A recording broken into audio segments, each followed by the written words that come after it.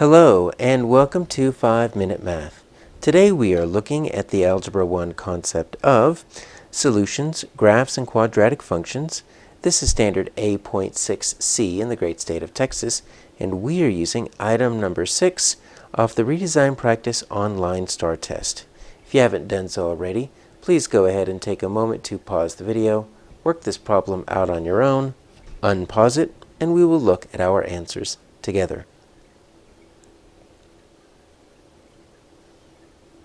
So we have a quadratic function. All we know that the solutions to f of x equals 0 are, and then we got 7/5 and negative 2/3. That's all we know. And so if we look at our reference chart, we will see here that in our quadratic function, we actually have the standard form, the vertex form, and our answers are going to be in that standard form. There's actually another form that's not listed there that we are going to have to use, which means we just need to know this form before we come in. So we are actually going to use the factored form. And so the factored form is helpful in situations like this, and it looks like this. F of x equals a, x minus u, and then x minus v.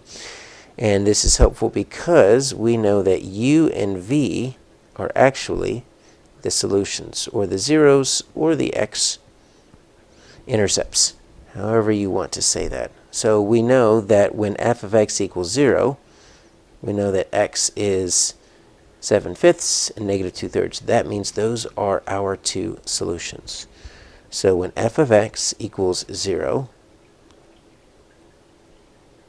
now, we don't know what a is because we don't have another point that we could use. We need another vertex, we need another point, so we'll end up just assuming it's 1. But let's say this is going to be my u and that's going to be my v. So it's going to be x minus, and I've got that 7/5, and then I've got x minus negative 2/3, so it's going to end up being a positive 2/3. And so let's just clean it up a little bit, and then we'll need to FOIL this out, plus 2/3. Okay, so we are going to get x squared, right? That's how it's going to start. Now that's the first, and then we need the outer, so that's going to be plus 2/3 x, and then we need inner, minus 7/5 x.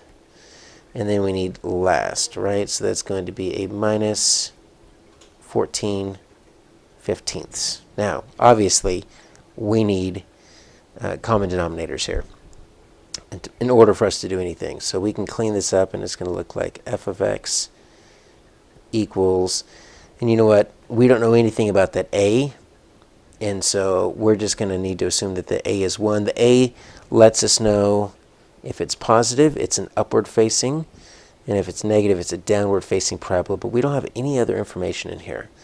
So this is what we know so far. It's going to be x squared plus that 2/3 x minus 7/5 x minus 14/15. But you know what?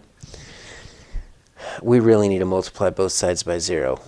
And you know what? The beautiful thing, or multiply both sides by 15. The beautiful thing about when f of x is 0 is that's still going to be 0. So I'm just going to end up multiplying this side right here by 15. The reason I chose 15 is because, look, I know I can get common denominators out of that. Okay, so I'm going to say f of x equals 15x squared. Now this is going to cancel with this. That's going to be 5. That's going to be plus 10x minus, that with the 15 is going to end up being a 3, minus 21x, and the 15 is just going to cancel. That's going to be minus 14. So now we just need to simplify this, and we get this strange 15x squared plus 10 minus 21, and that's going to be minus 11x, and then I've still got this minus 14, and there we go. I have an answer right there of B. F of x equals 15x squared minus 11x minus 14.